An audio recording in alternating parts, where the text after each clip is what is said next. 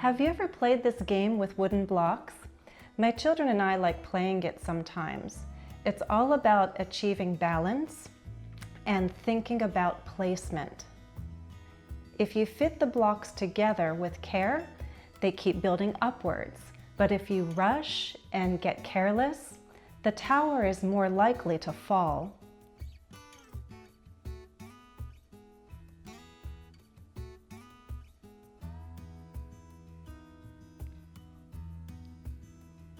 This reminds me a bit of grammar and how we fit words together into sentences. Do it with care and you can build effective sentences. If you rush and get sloppy, however, things can fall apart and communication isn't so successful.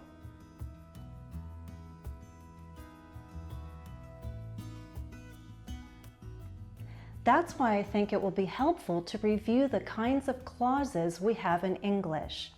Understanding clauses will help you build sentences. If you can build a variety of sentences, then you can accomplish even larger tasks, such as writing clear email or putting together a solid essay or report. If you agree that grammar is a helpful tool to master, be sure you're subscribed to my channel so that you get all my future grammar lessons. Well, let's begin.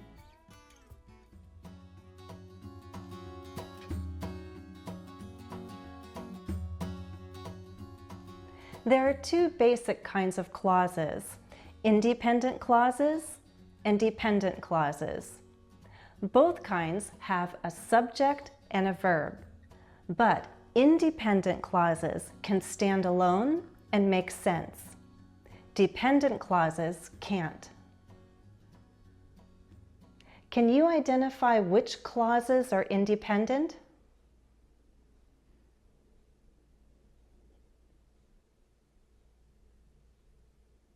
These are independent clauses. They can stand alone and form simple sentences. The other clauses are dependent clauses. They fall into the category of fragments. Each dependent clause is only part of a sentence.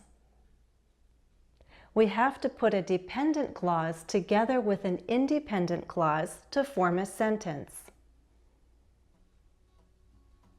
Now these are complete ideas and they make sense.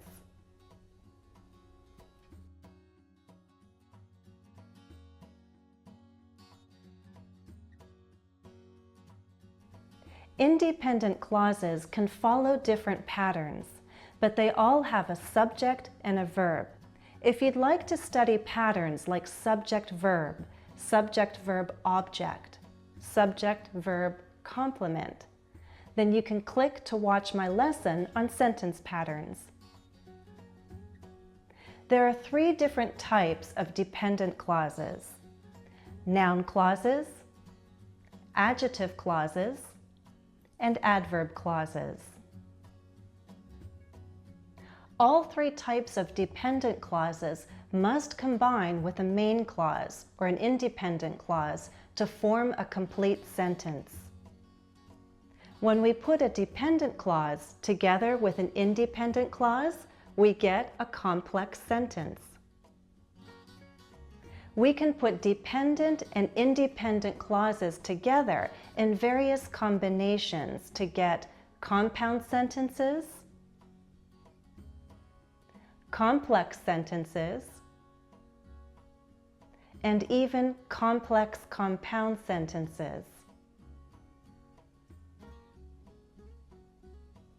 It helps to be familiar with these combinations because then you can achieve variety in your writing. If you'd like to review simple, compound, complex, and complex compound sentences, check out the video description. I'm going to include some useful links. There'll be a link to my website, and there's a page with some useful videos to improve your writing. Let's talk about noun clauses first. One kind of noun clause is an embedded question, or a WH clause. These noun clauses start with a question word, and of course they have a subject and a verb. As a whole unit, a noun clause functions like a noun.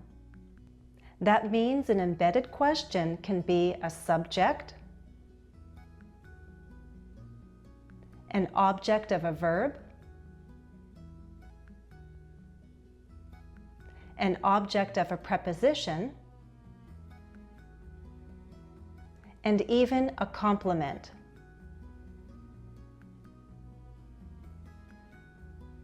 If you need to review embedded questions, then click on the link. I'll also put links to related lessons in the video description. Another type of noun clause is a that clause.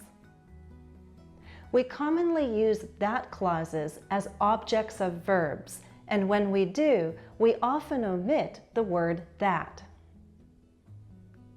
Check out these examples. I know that there's a way to solve the puzzle. He thinks that he's so smart. I found out that he looked up the solution online.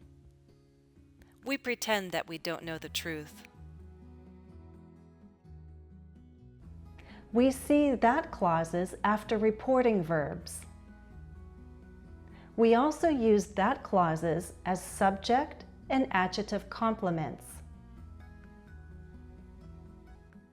Here are more examples. She said that she has some fun brain teasers to show us. The funny thing is that she hasn't been able to solve any of them. I'm happy that I could teach her at least one solution.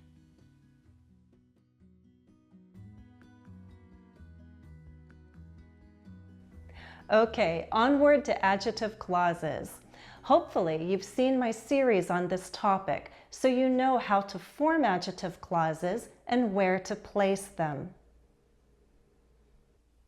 Just like noun clauses function like nouns, well, adjective clauses basically function like adjectives. They describe or modify nouns or pronouns. The big difference is position. Single word adjectives can appear before a noun or after a linking verb.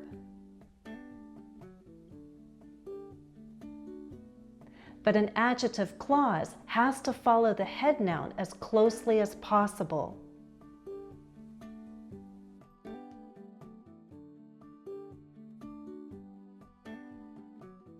Recall that there are two types of adjective clauses: identifying and non-identifying. Identifying clauses, also known as restrictive clauses, are necessary. We need them to identify the head noun. We use no commas with these identifying or restrictive clauses. Non-identifying clauses or non-restrictive clauses give additional information that could be left out. We set these clauses off with commas when we write them, or we drop our pitch when we say them. Note that adjective clauses are also called relative clauses, and we use relative pronouns and relative adverbs to build them. I know I'm using a lot of grammar terminology right now, but I think you can follow along, especially with the help of all the examples, right? Okay, let's move on to the final type of dependent clause. Adverb clauses, or as some say, adverbial clauses, allow us to add information about things like time and reason. Adverb clauses answer questions just like adverbs: how much, when, where, why. Remember, all this additional information doesn't make sense alone. An adverb clause is a fragment until it combines with a main clause. Another term you may hear when people talk about a dependent clause is a subordinate clause. It's the same thing. The prefix sub means below or under. A subordinate clause must hook up with a main clause, an independent clause, to make sense. Adverb clauses are examples of subordinate clauses. They have subordinating conjunctions. Those are connecting words like after, before, because, if. Here are different types of adverb clauses. This is not meant to be a complete list of all subordinating conjunctions, but I'll show you a good variety. I won't be happy until I solve that puzzle. As soon as I do, I'll let you know. I had to ask for help since I couldn't do it myself. I asked Kathy for help because she's really smart. You can work on this puzzle anywhere you want.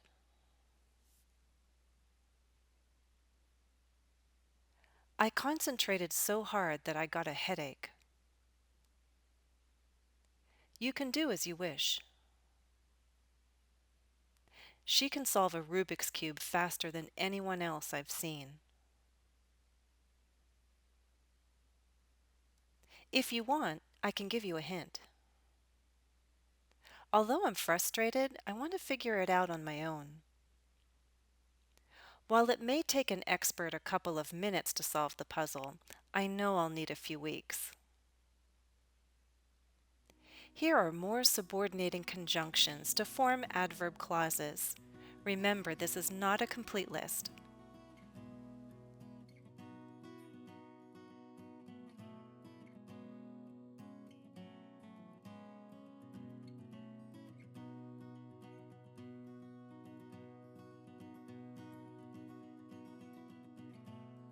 Adverb clauses have some flexibility within a sentence. They can come before or after the main clause. If the adverb clause is first, we use a comma to separate the two clauses. If the adverb clause is second, we usually write the sentence without a comma between the two clauses. Something that adverb clauses and adjective clauses have in common is that they can both be reduced to phrases. If you'd like some practice reducing adverb clauses, click on the link to my other lesson. I'll also put the link in the video description. Okay, let's see how well you followed. Take a short quiz to review. What kind of clause can stand alone as a complete sentence? An independent clause. What do all clauses have? A subject and a verb. How can we fix a fragment? For example, when I was younger.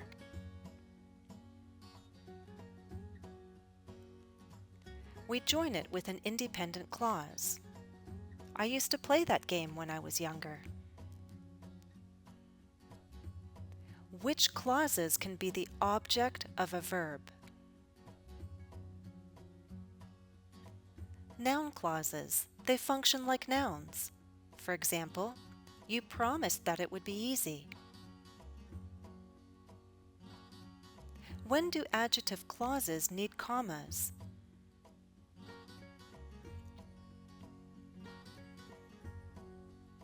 When they give additional information that could be left out.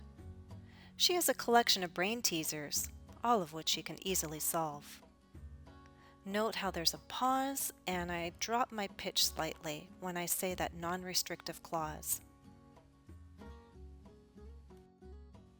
What kinds of words help us form adverb clauses and connect them to independent clauses? Subordinating conjunctions. They include if, because, since, while, although. So how did you do? I hope you found it helpful to study grammar with me. Please like this video if you think it's important to develop your grammar skills. That's all for now. Thanks for watching and happy studies!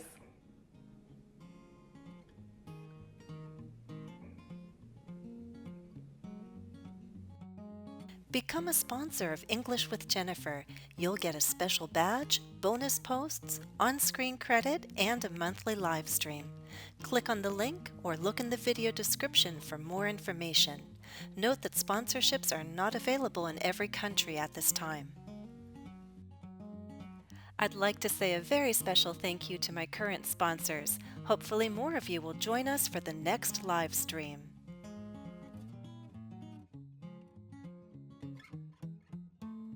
Join me on my YouTube community tab for special posts each week. If you haven't already, please subscribe to my channel. That way you'll get notification of every new video I upload to YouTube.